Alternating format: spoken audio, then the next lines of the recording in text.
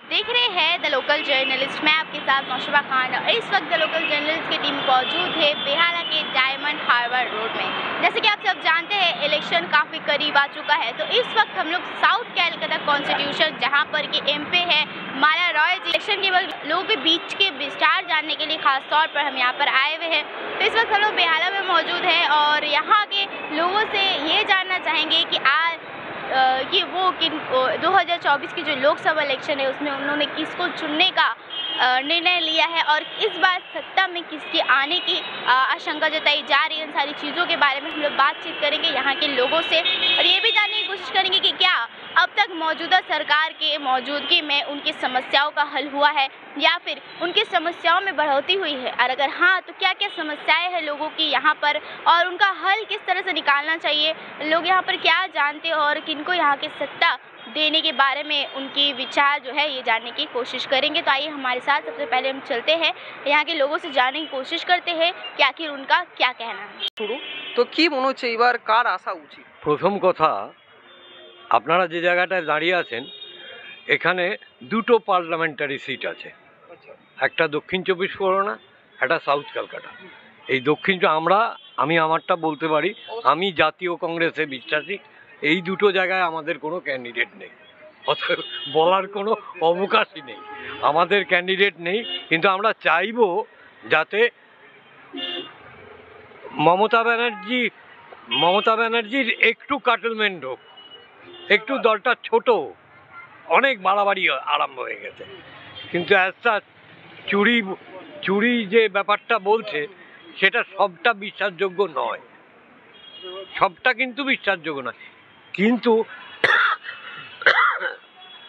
ভারতবর্ষের আকাশে যে জিনিসটা হচ্ছে খুব সর্বনাশ হয়ে যাবে, বিজেপি যদি জেতে সর্বনাশ হয়ে যাবে, দেশটা বিক্রি হয়ে যাবে, এইটুকুই বলা আর কিছু।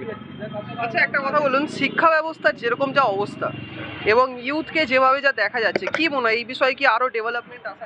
এই সমস্যা বহুত দিনকার সমস্যা, যখন আমরাও ছোট ছিলাম তখনও চাকরি বাকরির সমস্যা ছিল, এখন হয়তো একটু মাত্রাটা বেশি হয়েছে।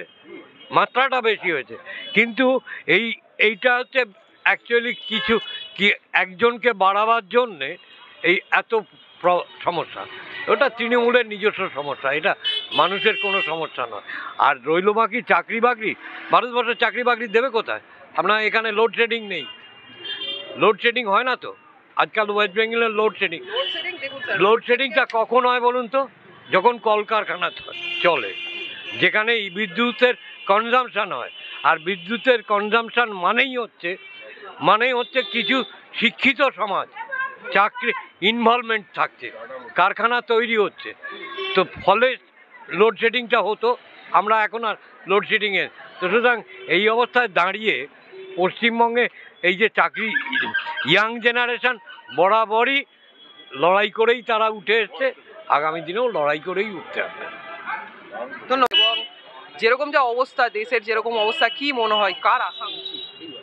বিজেপির মানে হারা উচিত, ক্ষমতা থেকে চলে যাওয়া উচিত, বিকল্প ইন্ডিয়া জোট যে আছে তারা ক্ষমতায় আসা উচিত।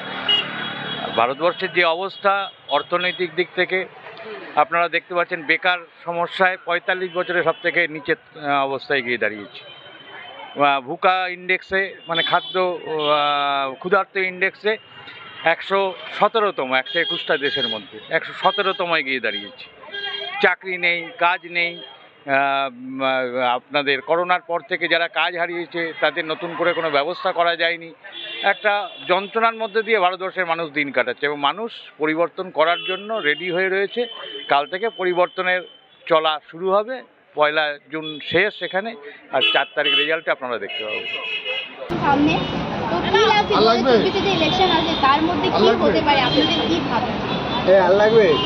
হতে পারে বলতে আপনার বহুমাত্রিক যেটা আপনার মোদী সরকার যেটা বলেছে বা মোদী যেটা ব্যান করেছে যে 400 ফিট পার করবো, 400 ফিট পার হবে না আমার মতে।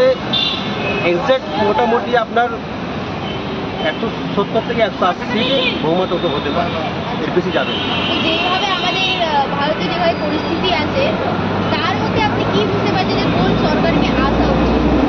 সরকার আসার বলতে এখন দেখুন ব্যাপারটা হচ্ছে মানুষের ভোটের সংখ্যা, ভোট গণনা, ভোটের এটিএম মেশিন, ওনার হাতে সব কিছু আছে। উনি যদি এটিএম মেশিনে ঠিকঠাক যদি ভোট দিতে হয়, তাহলে আমার মতে বলে মোদী সরকার তো বুঝতে পারবে না। ইভিএম যদি গন্ডগোল থাকে তাহলে ইভিএম এর প্রবলেম হতে পারে। হতে পারে। ইভিএম এর থেকে ভোট হওয়া উচিত আছে কি না তাহলে? জাতীয় তো আমাদের অনেক ব্যালট বক্সের জন্য আবেদন করেছিল, সেই ব্যালট বক্স তো খারিজ করে দিয়েছি। তার জন্য ইভিএম মেশিনে এখন ভোট হচ্ছে যাবে। হ্যাঁ, ইভিএম এ না হলে বেশি সম্ভাবনা থাকে, তাই তো? হ্যাঁ, আমরা চেয়েছিলাম রাহুল গান্ধী যদি গান্ধী পরিবার থেকে কেউ যদি একটা যদি মানে কংগ্রেস থেকে আসা থেকে হলে খুব ভালো হতো। খুব ভালো হতো। আর যেভাবে আমরা দেখতে পাচ্ছি কংগ্রেস যেভাবে কাজ করছে, যেমন ভারত জোড়ো যাত্রা, ন্যায় যাত্রা হয়ে গেল, ঠিক আছে, তিন দিক থেকেই যদি আমরা দেখি, একদিকে কংগ্রেস যেভাবে কাজ করছে, একদিকে তৃণমূল কংগ্রেস যেভাবে কাজ করছে, আর অপরদিকে বিজেপি যেভাবে এই বছর যে ম্যানিফেস্টোটা বার করলো, তাতে অনেকগুলো যে এই বছরে যে দাবাগুলো করলো যে এগুলো হবে, কি লাগছে আপনার, কি হতে পারে? অন্য স্টেটে কী হয় সেটা আমার জানা নেই, কিন্তু আমার স্টেটের কথা বলছি। পশ্চিমবাংলার মধ্যে মমতা ব্যানার্জি আমাদের দিদি যে পরিকল্পনা যেগুলো দিয়েছে বা দিয়ে আসছে, মানুষের কাছে অনেক কৃতজ্ঞ থাকবে উনি। যেগুলো ওরা ব্রিগেড সমাবেশ যেটা বলেছিল এগুলো আছে, সেগুলো আপনার মোটামুটি অনেকেই ওরা সাকসেসফুল করেছে। যে টাকাটা আপনার কেন্দ্র সরকার বন্ধ করে দিয়েছিল, সেই কেন্দ্র সরকারের টাকাটা নিজেরাই বহন করে মানুষের কাছে পৌঁছে দিচ্ছে আমাদের কেন্দ্র সরকার, মানে মমতা ব্যানার্জি। মানে এবার সাফল্যতা লাভ হতে পারে। আচ্ছা, একটা প্রশ্ন থাকবে, শেষ প্রশ্ন। এইবার এমপি এইখান থেকে মালা রয় হয়েছে, টিএমসির থেকে ক্যান্ডিডেট আছে, কি বলতে চাইবেন? গতবারে আমাদের মালারা এখান থেকে এক লাখে কিছু সামথিং, মানে 1 লাখের কাছাকাছি ভোটের সংখ্যা ভোটে জিতেছিল। তো এবারে আমরা আশা করি 1 লাখের ওপরে হয়তো ছাপিয়ে যেতে পারে মালারায়। দেখলেন, আমরা কিছু মানুষদের সাথে কথা বললাম এবং তাদের রায় জানলাম। তো যেমনটা আমরা দেখতে পাচ্ছি, এক সাইডে বিজেপি যেখানে তাদের ম্যানিফেস্টোতে কথা দিয়েছেন, এবং অপরদিকে তৃণমূল কংগ্রেস যেভাবে কাজ করছেন এবং কংগ্রেস যেভাবে কাজ চালিয়ে যাচ্ছেন, কি মনে হচ্ছে কে জিতবে? আপনাদেরকে সব আপডেটস দেবো, একদিকে বিজেপি এবং অন্যদিকে ইন্ডিয়াই। তো কে জিতবে এই বিষয়ে আরও আপডেটস পেতে অবশ্যই দেখতে থাকুন দ্য লোকাল জার্নাল।